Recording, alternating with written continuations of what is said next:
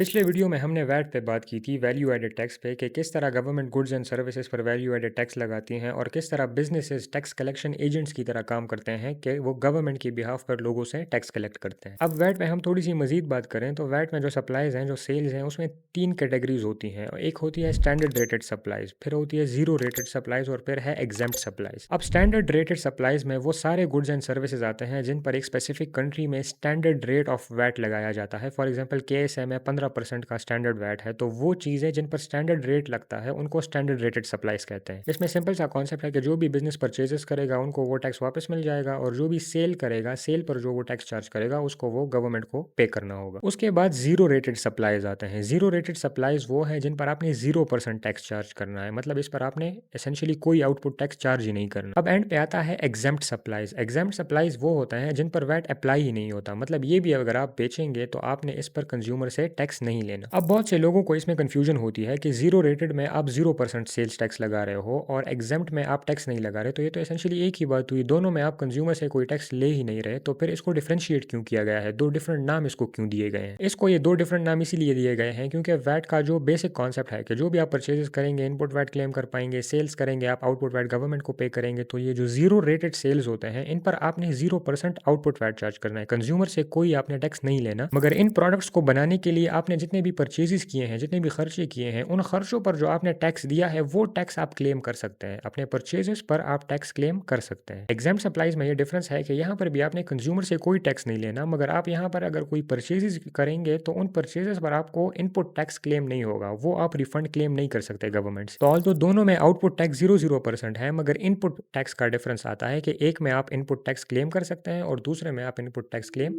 नहीं कर सकते।